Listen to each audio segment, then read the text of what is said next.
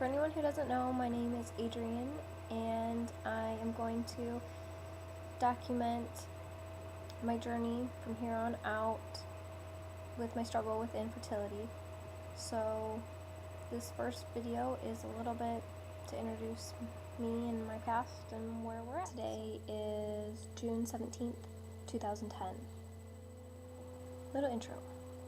My husband, Clint, and I have been trying to get pregnant for 6.5 years. This October will have been 7 years, with absolutely no luck. I have yet to even see what a positive pregnancy test looks like. I mean, I've seen them pictures on TV, but I've never seen one in person. And honestly, I don't really care to unless it's my own, because that would just be incredibly depressing, to be quite honest.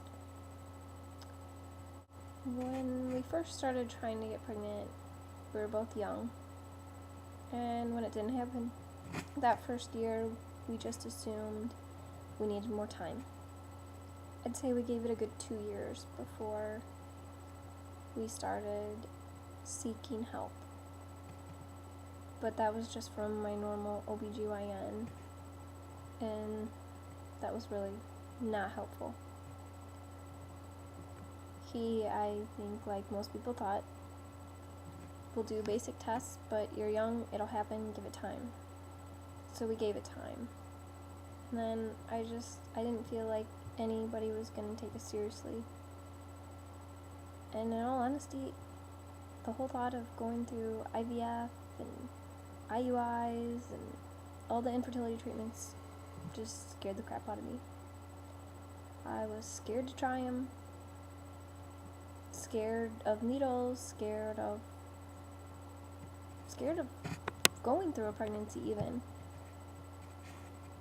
and then scared that we'd try it all and we wouldn't wind up with a baby.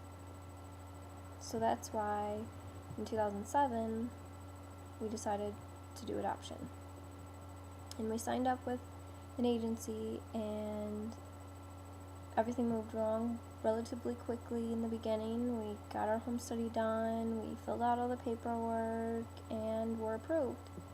We started all that in January of 2007. By April, we were activated with American Adoptions, and 6 weeks later, we got the call that changed our lives. I will never forget, I thought the social worker was going to tell me that she had a possible match and that she had questions and wanted to know, like, if it was something outside of what we were willing to accept, if we could just she could show her our profile. And instead, she said something along the lines of, we have a birth mom who's interested, and actually she's chosen you guys, and started rattling off information about her left and right. And that just completely blew me away, that it was happening. And then not only that, the social worker proceeded to say, first of all, that she was having a boy, so we knew then we were having a son, and that she was due in a week. Now, in hindsight, that week was not very accurate. It was actually a whole month that went by, but it all worked out. It was a rough month because it seemed like it was never going to get here, and when it did, that week was amazing, horrible, everything in between.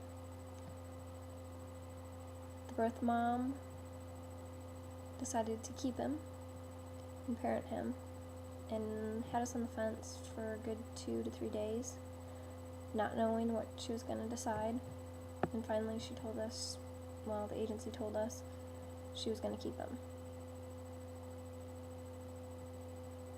That phone call was probably the worst phone call I've had yet to date in my life. And then it's so weird how something so heartbreaking can then turn around in a matter of hours.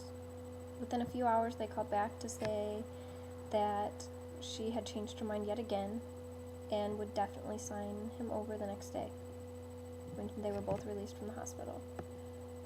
So needless to say, that night was very nerve-wracking. We didn't have 100% faith or hope or anything at that point, but we did feel some sort of hope. Where up until that point, that hope was gone. So, the next day came, we went to the hospital, we said goodbye to Idalene, and then they wheeled in little Remington.